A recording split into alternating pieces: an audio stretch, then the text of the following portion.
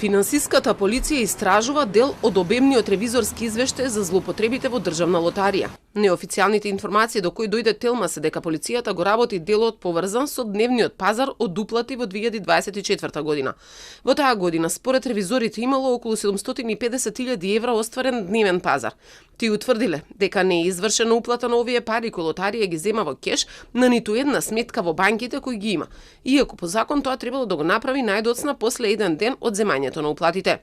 Ревизорите утврдиле дека нема ниту каса прими за готовината која се зема од играчите на игрите на среќа, ниту пак пракса да се води посебна книга на благајна за секој ден во кој е остварен промет.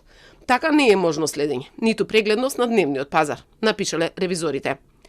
Регистрираните податоци во трговските книги мора да бидат целосни, комплетирани, навремени, ажурирани хронолошки и предизвикува сомнежи за злоупотреба на паричните средства и нерегуларности во работењето со готовината во благајна.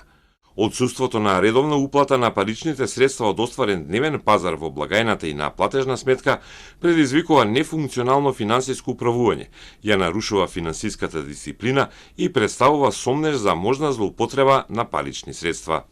Директорот на лотарија Александар Климовски вели дека уште додека ревизорите работеле и ги известиле за можните злоупотреби, тој ја известил финансиската полиција за ова. И сега и веднаш по излегувањето на извештајот потенцира дека треба да се разграничи во чиј мандат се сторени злоупотребите.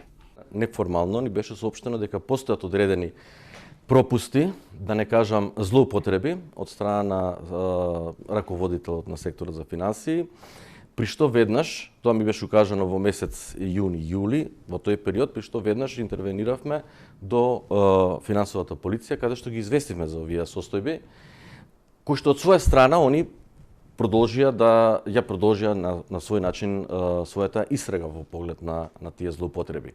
Инаку обвинителството отвори истрага за набавките на ВЛТ апарати, но осумничените, поранешниот вице-премиер Артан Груби и екс-директорот на лотарија Перпарин Бајрами се во бегство и со распишана меѓународна потерница. Ревизорскиот извештај и неговите наводи ќе бидат разгледани во контекст на другите докази во постојните предмети, а доколку од извештајот произлезат сознанија и елементи и на друго кривично дело, и тие ќе бидат соодветно процесуирани. Извештајот на ревизорите и истражителите го имаат од поодамна, а во него Државниот ревизорски завод откри милионски злоупотреби во компанијата.